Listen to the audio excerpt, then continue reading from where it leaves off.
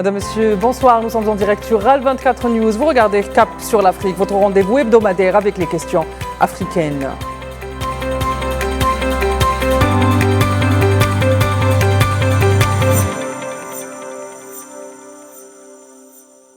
Les projecteurs du monde entier sont tournés vers l'Afrique du Sud. Se sont déroulées hier mercredi les élections générales, un scrutin important pour le peuple sud-africain qui, en choisissant ses 400 représentants au Parlement de Pretoria dans la foulée, il choisit le futur législateur suprême de son pays. Comme vous le savez, en Afrique du Sud, c'est le Parlement qui élit le président. Cela dit, ce scrutin a été particulièrement suivi depuis l'Occident qui ne cache plus ses velléités d'ingérence en Afrique du Sud. Mais avant de vous présenter mes invités et de plonger dans le vif du sujet, je vous propose ce sujet de la rédaction du 19h Info, signé Imen Meret.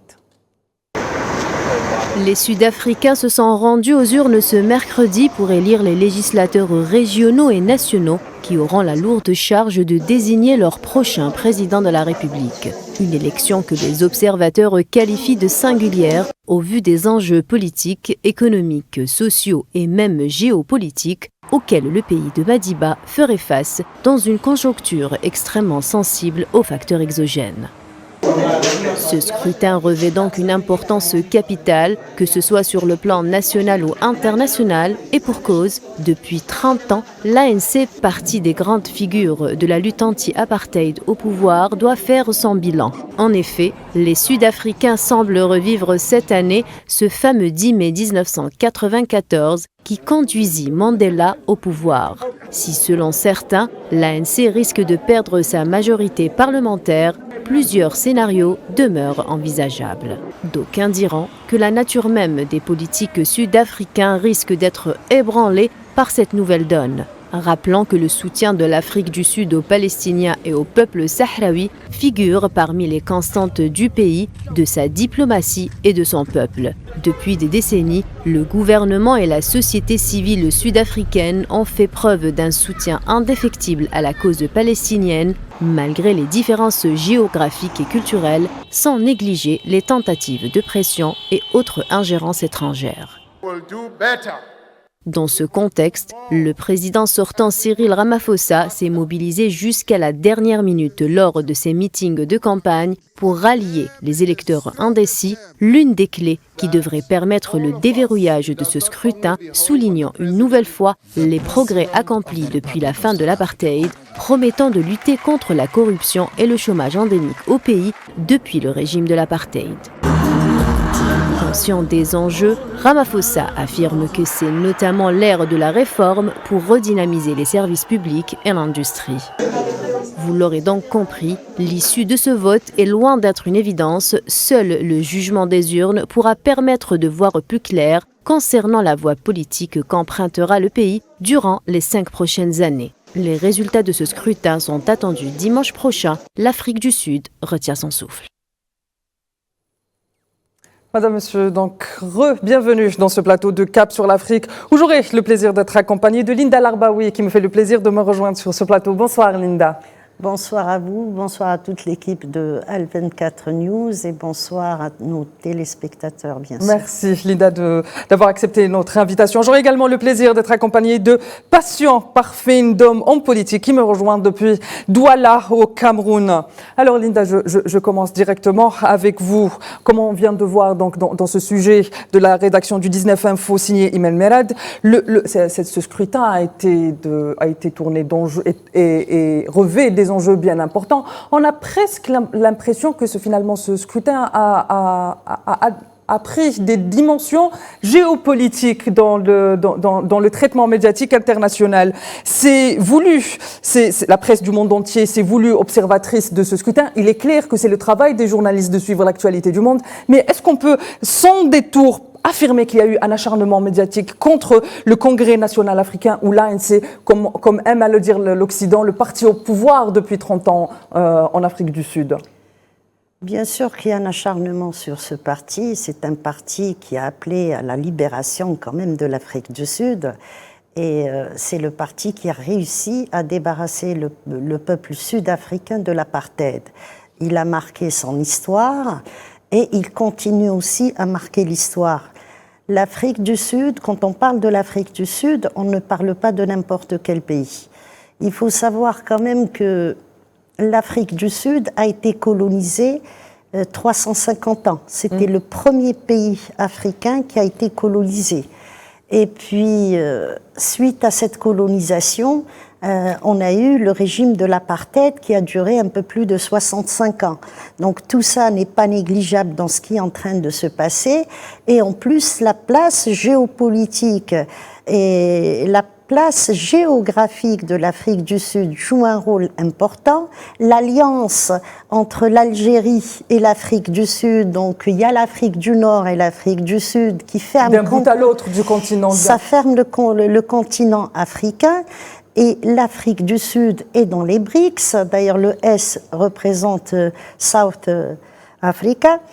Et l'Afrique du Sud est aussi dans le Commonwealth. Ce volet, il ne faut pas le négliger. C'est un volet assez important. Très bien. Je viens vers vous, Passion Parfendom. Bonsoir, Passion Parfendom. Merci d'avoir accepté notre invitation. Alors. Allô? Bonsoir à vous. Merci beaucoup pour cette invitation. Un bonsoir particulier à tous nos frères africains du côté de l'Algérie. L'Algérie qui fait aujourd'hui notre fierté avec toutes les batailles qu'elle mène au niveau des Nations Unies pour redonner de la dignité à l'Afrique, mais surtout être solidaire de nos frères palestiniens, surtout dans la bande de Gaza, qui sont actuellement massacrés par l'armée sioniste, et de ce monsieur Benjamin Netanyahou, qui aujourd'hui est reconnu comme un véritable criminel de guerre. Merci pour cette invitation. Très bien. Vous faites très bien de parler justement de ce génocide que subit aujourd'hui la bande de Gaza et la Palestine occupée de façon générale. Je rappelle que même dans les territoires occupés palestiniens, la guerre est permanente contre le peuple palestinien. Et vous faites très bien de le rappeler, Monsieur Ndom. Alors justement, est-ce que aujourd'hui l'acharnement qu'on a vu dans les médias occidentaux contre le Congrès africain ou l'ANC est dû justement à ces positions sud-africaines qui, je rappelle, soutient la cause palestinienne, soutient la cause sahraoui, soutient l'unité africaine aujourd'hui? Mais évidemment, l'Algérie est devenue aujourd'hui, en réalité, le point névralgique qui concentre toute l'attention de l'Occident impérialiste, parce que l'Algérie a enfin renoué et renouvelé ces années glorieuses de combat dans le cadre de l'unité de notre continent, mais surtout cet humanisme purement africain qui a tendu la main à tous les groupes, n'est-ce pas, surtout en Afrique du Sud-Sahara, qui se sont battus pour leur indépendance et pour leur liberté.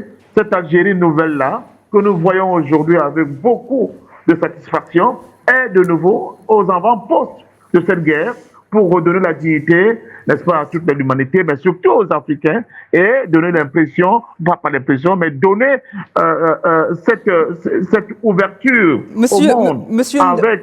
Monsieur Ndom, je me permets je me permets de vous arrêter, Monsieur Ndom. On va revenir sur le rôle de l'Algérie, sur l'axe Alger-Pretoria. Mais est-ce qu'on peut revenir juste un instant sur l'Afrique du Sud, justement, qui partage les mêmes positions que l'Algérie, à un moment où l'Algérie se bat à l'ONU. L'Afrique du Sud est en train de se battre dans l'institution juridique la plus haute de l'ONU également, mais aussi dans les forats africaines. Est-ce qu'aujourd'hui, quand l'Occident se montre sauvage envers l'Afrique du Sud dans ses propos ou envers l'ALC au pouvoir depuis 30 ans, c'est par rapport à ces positions-là, et comme elle a expliqué Linda, est-ce que c'est pas finalement le fait, l'emplacement géographique et géopolitique du pays qui dérange aussi aujourd'hui l'Occident, qui voit ses intérêts remis en cause par des pays comme l'Afrique du Sud et l'Algérie aussi?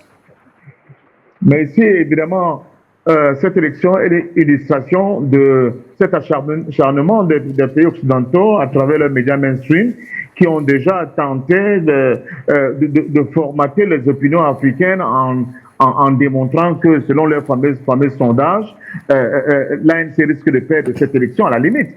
Mais tout simplement parce qu'aujourd'hui, la position de l'ANC sur le plan géopolitique mondial et surtout africain donne vraiment des sueurs froides à cet Occident-là, qui a pour ambition, ou bien pour mission, ou bien pour agenda caché, de tout faire pour tenter de briser les ailes de l'Algérie à travers cette élection et démontrer qu'en réalité, si en interne, l'Algérie ne peut plus gagner une élection et avoir une majorité, j'allais dire, robuste, qui permet justement au président Cyril Ramaphosa de continuer, donc de recevoir, j'allais dire, l'assentiment de son peuple par rapport à la politique qu'il mène aujourd'hui sur le plan international. Je crois que tout est fait avec toutes les institutions que vous savez, les fausses institutions de sondage occidental, pour tenter de ternir justement le poids politique de l'Algérie et préparer les opinions au fait qu'ils puissent, n'est-ce pas, nous sortir des résultats falsifiés qui pourront en réalité ne pas correspondre à la réalité politique aujourd'hui. Très bien, merci Monsieur Ndom. Quant à vous, très chers téléspectateurs, je vous retrouve tout de suite après cette petite page publicitaire.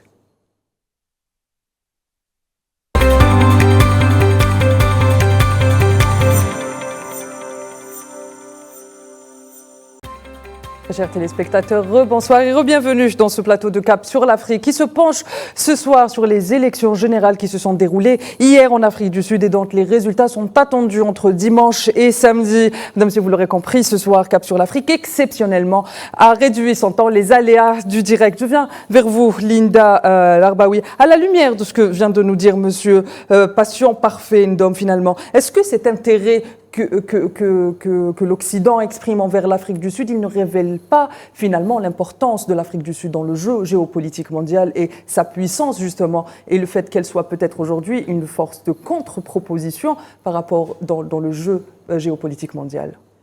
Je ne vais pas revenir sur le volet, l'attachement de l'Afrique du Sud à la cause palestinienne, mais il y a une autre cause. Depuis ces dernières années, nous voyons quand même le retour du panafricanisme en force.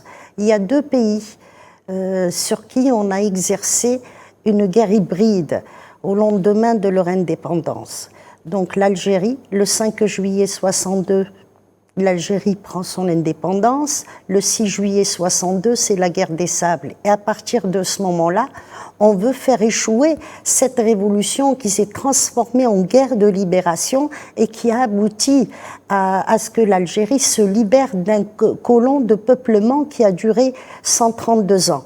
Donc cette guerre hybride, c'était aussi pour faire échouer tout ça et donner un exemple aux pays arabo-musulmans et leur dire voilà, quand on se détache du colon, voilà ce qui peut arriver, donc c'est le chaos. Et on a réussi à un certain moment quand même à déclencher une guerre civile en Algérie. Nous savons tous les Algériens savent qu'il y avait des mains étrangères dans la décennie noire. L'Afrique du Sud a vécu la même chose et l'Afrique du Sud c'est encore pire. 350 ans de colonisation, d'esclavage, et dont 65 années quand même d'apartheid, et ça a été le régime le plus dur que le monde a connu, en dehors de ce que vivent nos frères palestiniens aujourd'hui. Donc on a voulu, ce monde occidental raciste a voulu montrer aux Noirs africains qui sont incapables, c'est ce qu'on leur a fait comprendre, qu'ils sont venus comme civilisateurs, qu'on leur a ramené l'évangile, alors que c'est faux. L'Afrique était chrétienne avant que l'Europe ne connaisse ce que c'est qu'une religion, par exemple. On leur a fait croire tout ça. Et faire échouer à l'Afrique du Sud le fait de se libérer de ce régime d'apartheid, c'était voulu et c'est toujours voulu, c'est toujours d'actualité. D'autant plus que, même si à quelques niveaux l'Afrique du Sud ne brille pas, mais par rapport à ses positions, par exemple, au niveau des Nations Unies, elle rejoint l'Algérie dans le combat contre l'impérialisme, donc a essayé quand même de libérer les Palestiniens. Donc tout ça veut dire il faut faire échouer l'Afrique du Sud dans son combat pour donner un exemple au reste de l'Afrique noire, que c'est pas la peine de se débarrasser du blanc parce que c'est le blanc qui ramène, qui fait l'économie, qui ramène la paix et qui ramène la prospérité. Donc on est dans un jeu cruel, un jeu assez macabre. que ça soit concernant l'Algérie ou l'Afrique du Sud, nous le voyons aujourd'hui avec les pays de l'AES aussi, il y a toute une guerre médiatique contre eux. L'armée malienne, il y a 2 ans, elle a vécu ce que l'armée algérienne a vécu dans l'opération Kituki, c'est l'armée malienne qui massacre son peuple. Nous, les Algériens, nous connaissons ce passage. Donc, il y a toute cette guerre contre l'Afrique du Sud qui est, finalement, l'Afrique du Sud, c'est quoi? Ce sont des Blancs qui sont venus s'installer, ils se sont débarrassés des Noirs qui étaient les enfants du pays, ils ont ramené d'autres populations. Et c'est ça qui forme aujourd'hui l'Afrique du Sud. Ça fait une faiblesse d'un côté, mais ça fait une force également. Donc, il y a un problème identitaire, mais qui est prêt à se régler. Et il se réglera quand l'Occident sera au plus bas. Et c'est le début de la fin de l'Occident, puisque le monde entier se rebelle et se révolte contre ce sionisme international. Même en Afrique aujourd'hui, le débat, il y a cette unité, cette unité des consciences entre, justement, pour s'éloigner de ces thèses ethnocistes qui séparent l'Afrique du Nord, avec le prétexte du blanc, et je mets tout ça entre guillemets, l'ethnocentricité est en train de disparaître même au sein de notre continent. On voit l'Union sud-africaine et algérienne participe justement dans cette idée que l'Afrique n'est pas blanche finalement. Cette fratrie entre ces deux pays dérange aussi, ça fait partie des causes pour laquelle il faut détruire on parle là carrément de destruction. Si demain l'Occident peut déclencher une guerre contre l'Algérie, il le fera, contre l'Afrique du Sud également. On dit souvent que l'Algérie est ciblée, elle n'est pas ciblée que par rapport à ses positions, elle est ciblée aussi, l'une des raisons c'est le côté fraternel et le côté historique entre l'Afrique du Sud et l'Afrique du Nord. Donc le monde arabo-berbère du Nord et le monde noir de l'Afrique réelle, l'Afrique profonde, cette relation dérange énormément.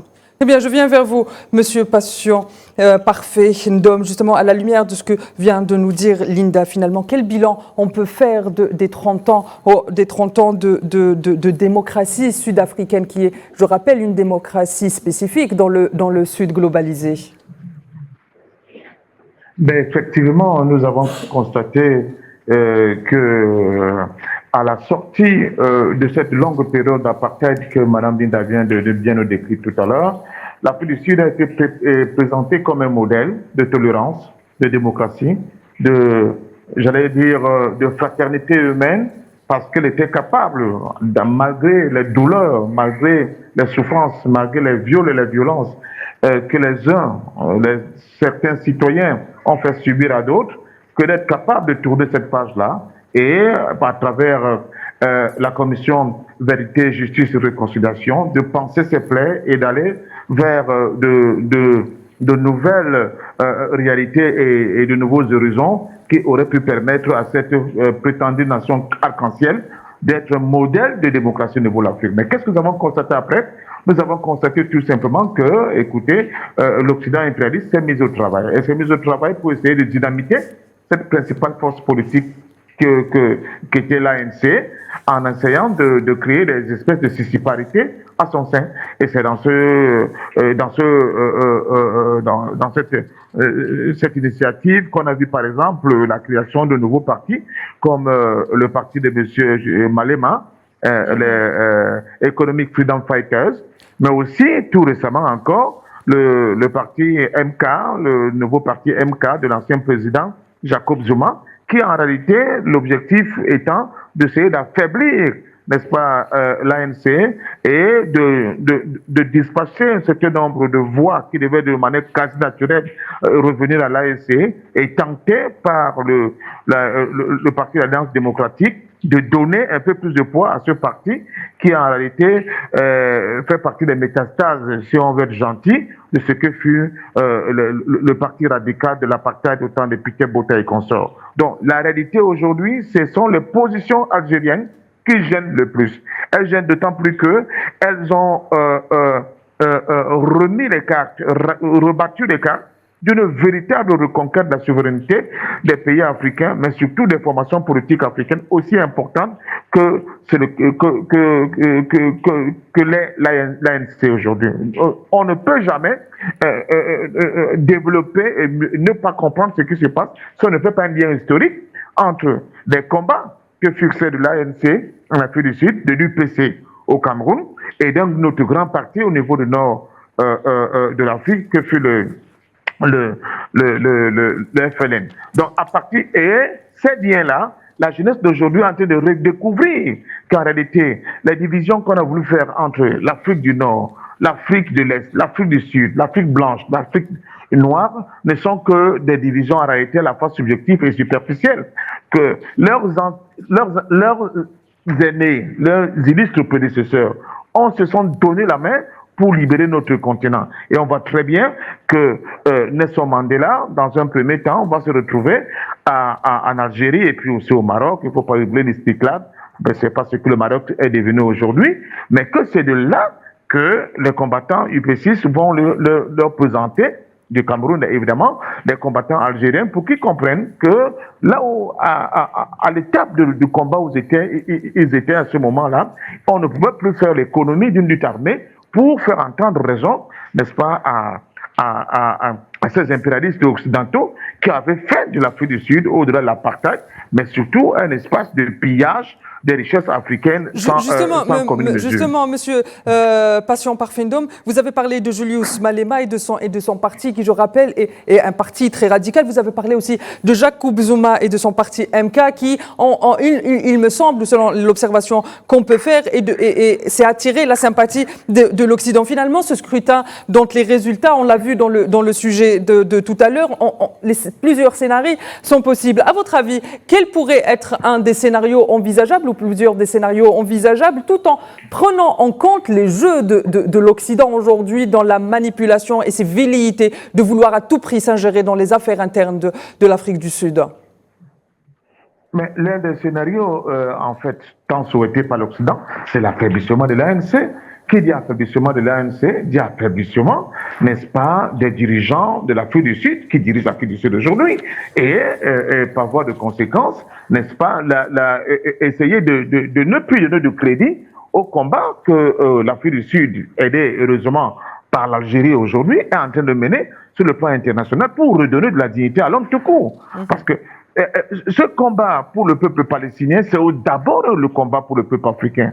C'est d'abord pour dire que plus jamais nous ne pourrons accepter que ce qui nous fut imposé comme marque de fer soit aussi pour d'autres pays frères qui ont eux aussi heureusement toujours été aux côtés des peuples africains dans la lutte pour leur libération. N'oubliez pas que l'OLP du président de regretter mémoire Yasser Arafat a toujours été lui aussi aux côtés des peuples africains, surtout de l'ANC dans sa lutte pour mettre fin au système unique et barbare de l'apartheid. Donc en réalité, le projet sioniste avec les Américains dans cette élection a pour vocation ou bien a pour objectif de tout faire pour affaiblir l'ANC, de ne plus lui donner la majorité dont elle pourra avoir besoin, mais surtout de démontrer qu'elle n'est plus aujourd'hui le digne représentant des aspirations des peuples sud-africains. Donc, les initiatives que ce parti peut prendre à travers justement son hégémon sur le plan international ne reçoivent pas l'assentiment de la majorité des peuples sud-africains, dont le plus ou moins sont des initiatives caduques. Et tenter d'isoler par ce fait-là l'Algérie aujourd'hui, et pour démontrer qu'en réalité, toutes les initiatives que l'Afrique a eu à prendre au niveau du Conseil de sécurité de l'ONU, mais aussi au niveau de l'Assemblée générale de l'ONU, et qui sont en train de mettre très à mal aujourd'hui les velléités hégémonique de l'Occident, que en réalité c'était tout simplement un épiphénomène qui ne pouvait pas durer parce que les usurpateurs, entre guillemets, qui étaient au pouvoir ont fait prendre des décisions à leur pays alors que cela ne correspondait pas à l'opinion majoritaire de leur propre pays. Donc voilà l'enjeu de cette élection à mon sens qui, il faut qu'on fasse très attention, risque de subir les attaques en termes de possibilité d'influencer ou bien de manipuler les résultats de telle manière que l'ANC ne puisse pas avoir un score quand même assez robuste lui permettant de continuer cette nouvelle politique, surtout cette nouvelle initiative africaine sur le plan international. Très bien, je rebondis directement, Linda, sur ce que vient de nous dire Passion Parfait-Ndom, justement. Il parle d'anti-impérialisme et de lutte contre le néocolonialisme et de lutte contre le néocolonialisme. Est-ce que finalement, ce n'est pas les acquis de la lutte de l'ANC pour le peuple sud-africain, justement, pour s'emparer de cette société de classe et pour essayer de parvenir à une société le plus égalitaire possible? Est-ce que c'est aussi les peuples africains, parce que il y a le mot Afrique au sein même du pays, du nom du pays. Il y a le nom africain, c'est le congrès africain au sein même de ce parti. Est-ce que finalement ce n'est pas la remise en cause des acquis, si on peut le dire comme ça, de l'Occident au sein de l'Afrique qui dérange aujourd'hui quand l'Afrique du Sud parle, quand l'Algérie parle, quand Lumumba a parlé et on sait ce qui lui est arrivé? Des acquis, on n'a plus. Les Européens sont partis. Bien évidemment, ils ont laissé des vassaux. Ils ont laissé aussi quelques traîtres qui sont planqués par-ci, par-là. Donc, ce que veut l'Occident, et il n'y a pas longtemps, il y a un général français quand même qui nous a dit, qui a dit aux Français, il faut recoloniser l'Afrique, nous avons 10 ans pour le faire. Donc, il faut prendre ces mots au sens propre. Il ne faut pas les prendre à la légère. Aujourd'hui, nous voyons que l'Afrique commence un petit peu à s'émanciper. C'est vrai qu'il y a encore la misère et la pauvreté, mais il y a le panafricanisme qui est là en force et il y a cette idée quand même qui commence à disparaître que nous sommes égaux et que nous voulons traiter avec les Occidentaux d'égal à égal. Cet esprit, ça y est, il est dans la tête des Africains. Et les Africains ne se laissent pas faire. On l'a vu au Mali, c'était une première que le peuple sort pour soutenir un coup d'État. C'est du jamais vu. Après, ça s'est produit au Niger, ça s'est produit un peu avant au Burkina Faso. Donc cet esprit africain qui a compris qu'il n'y a qu'une armée qui peut le défendre, et une armée patriote, donc est bien installée. Et là, l'Occident a compris aussi que pour recoloniser l'Afrique, il faut une guerre. Le problème de l'Afrique du Sud, je l'ai dit tout à l'heure et je vais insister un petit peu là-dessus, c'est que l'Afrique du Sud a fait mea culpa de toute sa douleur et elle essaye de se reconstruire. 30 ans, c'est pas suffisant. Justement, est-ce que finalement, aujourd'hui, quand on se rend compte que l'Afrique du Sud n'est indépendante que depuis 30 ans, et 30 ans à l'échelle d'un État, déjà à l'échelle humaine, c'est absolument rien du tout, mais à 30 ans dans la grande histoire et à l'échelle d'un État, c'est peu. Pourquoi est-ce qu'aujourd'hui, l'Occident, quand il raconte finalement son histoire, il aime bien être large dans le temps, mais quand il est question de nous, les peuples africains, c'est comme si au lendemain des indépendances, alors qu'il ne lâche pas les clés pour pouvoir nous construire loin de cet impérialisme-là, sont cruels envers l'Afrique finalement. Et je choisis cruel. Vous savez, nous sommes des musulmans et il y a une chose dans le Coran le dialogue entre Dieu et Satan, où Satan dit à Dieu, je ne me prosternerai pas devant un être qui est fabriqué de terre. Eh bien, ça, c'est un esprit satanique, l'esprit de « je suis au-dessus, je suis meilleur ». Nous sommes le peuple élu. Ils nous ont arraché une religion qui vient du Moyen-Orient. Et ils se sont appropriés cette religion, le christianisme. Quand on parle du Christ, aujourd'hui en Europe, on a l'impression que le Christ vient de Paris ou de Londres ou de Berlin. Donc ils se sont appropriés... Je rappelle que même dans l'image du Christ aujourd'hui, il est blanc et à l'image de l'homme blanc occidental. Complètement. Donc on a fait aussi de l'ange blanc et on a fait de Satan noir. À partir de ces idées-là est né le sionisme.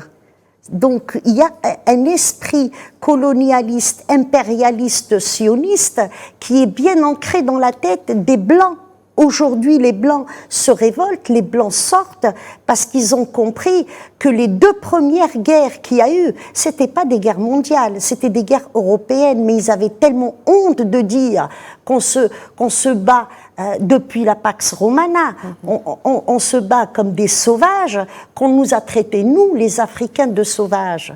Donc, on a inversé les rôles et ça rentre dans la propagande. Et je rappelle que le continent européen est le continent qui a connu le plus de guerres de l'histoire de l'humanité. Je viens vers vous, Monsieur Parfait-Ndom. À la lumière de ce qu'on vient de dire au cours de cette histoire, bien évidemment, le tableau en Afrique du Sud n'est pas blanc dans aucun pays. Le tableau ne peut être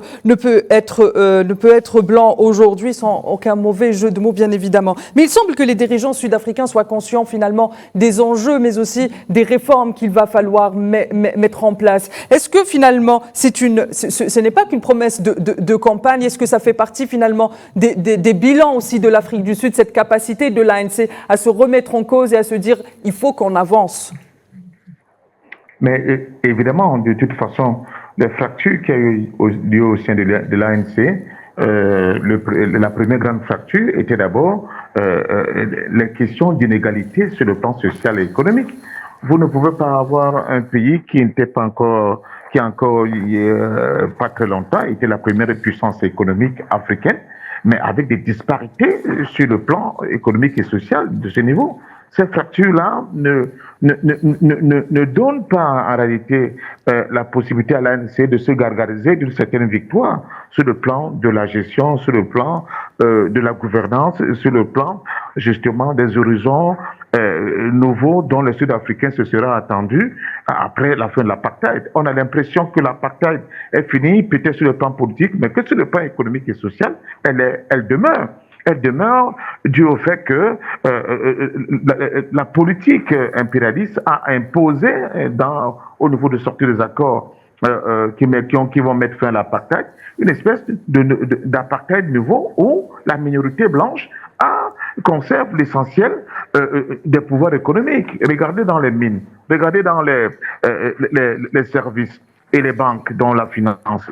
Tous ces domaines clés-là sont pratiquement à 80% entre les mains de cette minorité blanche et qui ne veut pas partager, qui n'est pas dans les dispositions d'esprit, n'est-ce pas, de rentrer dans un système, je ne dirais pas socialiste, mais au moins social, de partage, n'est-ce pas, de la croissance. Alors, à partir de ce moment-là, l'ANC a l'obligation, au-delà du questionnement permanent qu'elle a mis en exergue au cours de cette campagne-là, mais elle est obligée de prendre des mesures de nature, justement, à essayer de combler ces gaps-là qui sont incompréhensibles. Monsieur Passion, parfait, je me permets de vous arrêter très vite. Est-ce que finalement, les grands bouleversements géopolitiques mondiaux qu'il y a eu durant ces 2 dernières années ou ces 10 dernières années ont eu un impact sur les politiques internes et sur ces disparités dont vous parlez? Mais effectivement, on est parti, par exemple, ce qui concerne l'Afrique au sud du Sahara, avec ces plans d'ajustement structurel qui nous ont été imposés par le Fonds monétaire international et la Banque mondiale. Ces faits ont eu un effet dévastateur au niveau du tissu économique de nos pays. Et les conséquences immédiates furent lesquelles? Furent des déplacements massifs des populations vers des îlots de croissance qui existaient encore. Malheureusement, l'Afrique du Sud constituait l'un de ces îlots de croissance. Et cette immigration massive des Africains vers l'Afrique du Sud ont créé de nouveaux problèmes que cette économie elle a déjà fragile et qui n'était pas en la faveur justement de la promotion d'un équilibre social. Elle a plutôt amplifié ce phénomène et a obligé l'ANC aujourd'hui à regarder cette problématique avec un autre regard. Heureusement que nous sommes au niveau de la création d'un nouveau paradigme avec ce monde multipolaire dans lequel on voit bien que les acteurs africains essaient de donner des coups de boutoir assez importants pour que cet avènement se acte le plus tôt possible. Et dans ce monde multipolaire, il y a une redistribution des cartes. L'Occident ne peut plus aujourd'hui se prévaloir d'être le centre, l'épicentre et de la croissance et de l'innovation technique, technologique et de la capacité à reformer justement ce système d'injustice et d'inéquité qui n'a créé que la misère, la pauvreté de manière quasi endémique au niveau des pays qui étaient les plus faibles, comme c'est le cas du continent africain. C'est pour cela que nos yeux regardent aujourd'hui vers ceux qui non seulement créent la croissance, mais aussi sont capables de domestiquer la science pour permettre de résoudre des problèmes socio-économiques, n'est-ce pas, de leur population. Et c'est pour cela qu'au niveau du sud du continent, excusez-moi, au niveau du sud du Sahel, nous avons un regard vraiment avec beaucoup on apprécie beaucoup ce qui se fait en Algérie. Ce n'est pas parce que je suis sur Algérie 24 que je le dis, mais les efforts que produisent les dirigeants algériens pour essayer justement d'être à un niveau où la puissance économique algérienne, la puissance scientifique algérienne, la puissance technologique et technique algérienne puissent être des moteurs au niveau de notre continent avec d'autres pays, évidemment, pour essayer de tirer vers le haut, n'est-ce pas, l'ensemble de nos pays et donner l'exemple aux autres pays qui tiennent encore les pieds. Pour s'y arrimer. Donc voilà, c'est dans ce sens que nous regardons ce qui se passe en Afrique du Sud avec beaucoup d'intérêt. Très bien, merci. Merci, Passion Parfendom. Malheureusement, on arrive au temps imparti pour cette émission. Linda Larba, vous avez 30 secondes, 20 secondes pour un dernier mot. Je vais parler de la corruption. 20 secondes. La corruption qu'il y a en Afrique du Sud n'est pas liée à ce parti. C'est un héritage du régime de l'apartheid. Ça, très bien. Merci Linda, très chers téléspectateurs. C'est ainsi que s'achève ce numéro de Cap sur l'Afrique. Je rappelle que j'étais accompagnée de Linda Larbaoui, analyste politique, et de Passion Parfendom, homme politique. Quant à vous, très chers téléspectateurs, je vous retrouve très bientôt pour une nouvelle question africaine. Et d'ici là, n'oubliez pas, prenez soin de vous.